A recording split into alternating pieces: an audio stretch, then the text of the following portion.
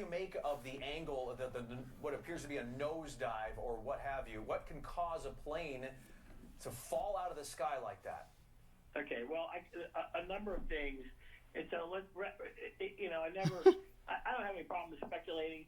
But before I do that, the first thing is you want to look at the weather. And so right now, before I came on with you guys, I looked at the weather in Northeast Philadelphia. It's what they call 700 overcast, which means it's that when you take off, once you get up to 700 feet above the ground, you are in the clouds. The other thing that caught my attention is that that's the Dunkin' Donuts. Yeah, Shalom to like all praise and glory to Yahweh Mashab Shinko Kadashin, double launch to the elder apostles, and the bishop GREATMILLSTONE, peace and citation to the elect. Yeah, this is another update pertaining to that plane crash. Northeast Philadelphia. That's like COTTMAN in the Boulevard area. This looked like more so by the Dunkin' Donuts, Rupert Street, off COTTMAN Avenue. That can cause an airplane to have a problem like that is and particularly this type of weather where you have rain that's falling, and depending on what the atmospheric conditions are above, a lot of times that rain will fall and the water itself will get below freezing. And then it's just looking for something. And when it hits an airplane wing, the water droplets splatter, and they immediately freeze. It's called freezing rain. And it is an absolute nightmare for anything other than a jet. I mean, it just, the weather. So to answer your question, the first thing that I'd be looking at with this is the weather, because that's the kind of accident that would be consistent with either airframe icing. It's just not an engine failure. People don't understand this. When engines fail, the airplanes will keep going. I mean, they just need to move through the air. That explosion looked more so near like Bustleton. They won't go indefinitely. At some point, they'll come back down to Earth, but not like that. Right. And that was like a nosedive to the ground. Yeah. And Fred, witnesses are reporting just an immense smell of gas, of fuel. With this possibly being a medical flight, what kind of equipment does a medical flight carry? Oxygen tanks, things that could explode? That's kind of my question. Yeah, no, it's a great question, and it depends. So the question, that raises two questions if it's a medical plane. First of all, was this a rotary wing aircraft, like i.e. a helicopter, or was it a fixed wing aircraft? They do carry oxygen. I'd be curious what kind of smell that the bystanders are smelling. The more sophisticated stuff burns jet fuel. So the helicopters, the sophisticated helicopters, the medevac helicopters that you see, they burn jet fuel. The bigger like St. Vincent airplanes, the medevac airplanes. I knew people used to fly medevac on Learjets, which is a private jet that they can use for medevac. So, and those are the kind of airplanes that fly in and out of Northeast Philly. Northeast Philly has a lot of medevac flights go in and out of there because it's easier for a lot of different reasons, not the least of which is that you're not, getting in and out of Philly International is a little bit more difficult on the general aviation side. Not possible, but a lot more difficult. Whereas Northeast Philly, you gas and go. Northeast Airport is it's like more so right off Grant Avenue. Some new video, but about an hour and a half ago, that's only like that should be like Northeast Philly, not even a 10-minute drive. The Roosevelt Mall area, several fires burning.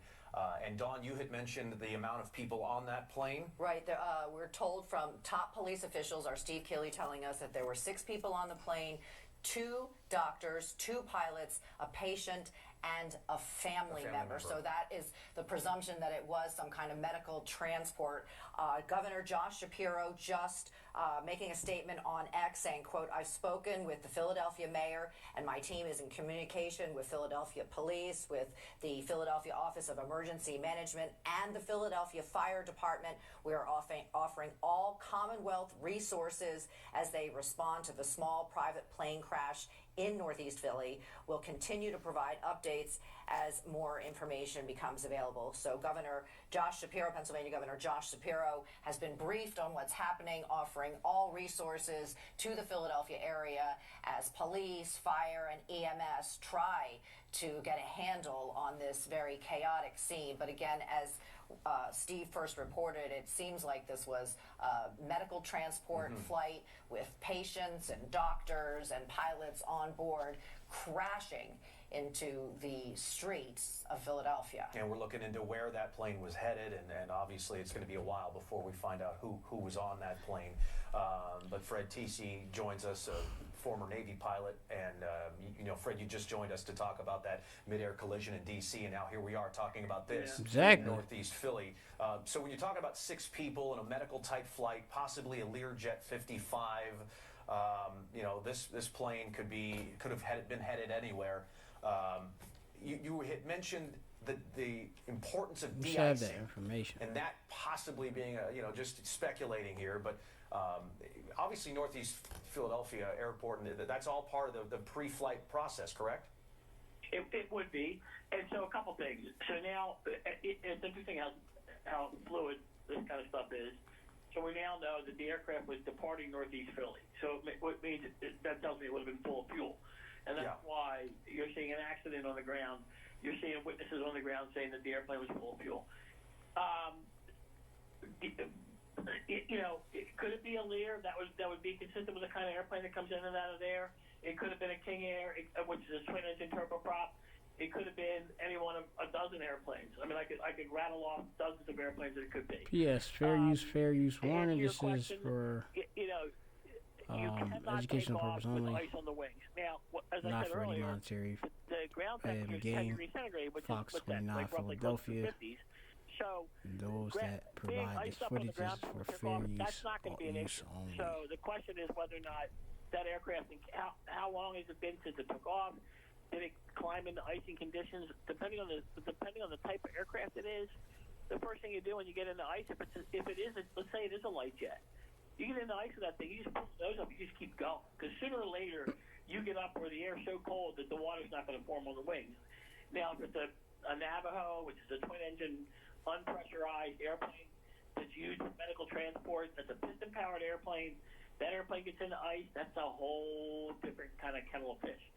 So, I mean, there's a million different things that go into this. I just can't. You see, like a lot of different comments on here saying it's the end times. The way the airplane came down, which and is things of that sort. Yeah, man. It could have been a structural issue. Airplanes don't come down that fast. I mean, they just don't. Yeah. Like you see. Unless there's been a structural issue. I mean, there's. And what kind of structural issue would you think it could possibly be? They got a Mexican, what could we be looking at? Well, believe it or not, different market over there, like Honduras, Central American market over there too. 747 or the but it's right across the street. Where this is showing is like right across the street from and by Dunkin' Yankee back. Donuts. And so what happens is that we see this a lot. What's that? Or even the tail. It's Cotton Avenue. I don't know so, there's a lot of things going on. A pilot who's not well versed in flying an airplane Scriptures say gets into rough weather, they panic or they over-control, and they literally can overstress the aircraft. And then that's the kind of, again, I have no idea if that's what happened here, but I'm telling you all the different things it could be. So in 5, it says, can a bird fall in a snare upon the earth? And then when no gin is for him, shall one take up a snare from the earth, and have taken nothing at all? Shall a trumpet be blown in the city, and people not be afraid? Shall there be evil in the city, and Yahweh has not done it? What about visibility, Fred?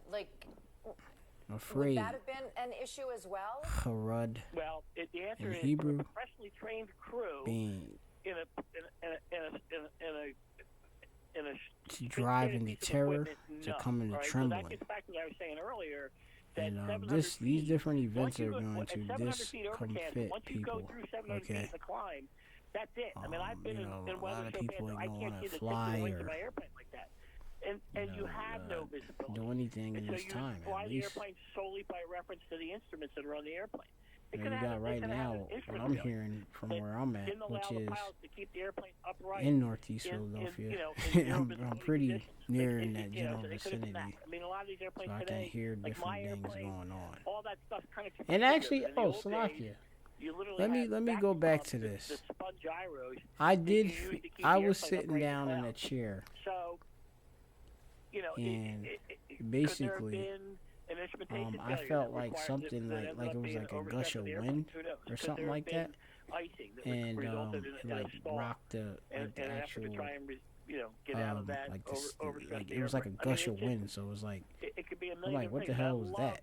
So actually, I was able to feel, I guess, some type of thing that happened with that. So it's just like a spirit, that's just felt like a spirit. We're talking to Fred Tisi, a former Navy pilot, things are going an on. aviation So attorney, and we'll many other keep things. updated. Obviously, an expert in aviation, but there's two stories going on here. There's the plane crash that caused what happened in the sky, and then there's the search and rescue efforts for anybody on the ground in Northeast Philly, at that Roosevelt Mall, at any of those homes in the area that may have been hurt. I think it's probably safe to assume the worst for the folks on the plane, but we have no word yet on anybody on the ground who may have been hurt or worse in this disaster.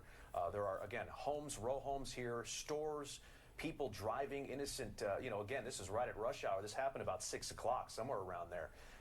And this is a video by Steve Keeley. And just look at the debris field. I mean, that looks like just a terrible scene right after the plane crash, and you saw the fireball from a distance. This is up close. Almost like the law office over there. Gas-fueled fires underground. So, and pieces of the plane scattered all over. They're on fire. Yeah, you got like a law office over there. I mean, it looks like a war zone out there. It does. You got like very chaotic. It's I'm trying to think. You got like the different like auto insurance We're place. still trying to get that information. And as we had reported, we believe there were 6 people on that plane when it just took a nosedive out of the sky for reasons we're still trying to figure out. So a massive response, and there you can see some firefighters. This is as close as our live camera can get. Yeah, now we've infrastructure got up there. So you're going to have gas and electrical workers there trying to probably shut off all of it in the area just as a precaution to get the fires and out. one event that moves video to another on the event, top so left is from about 45 minutes ago. And at that's that a cause moment, and effect there was still smoke in the sky. Steve was having a hard time breathing, and a lot of folks in this neighborhood were having a hard time breathing, smelling jet fuel, smelling gas, and obviously several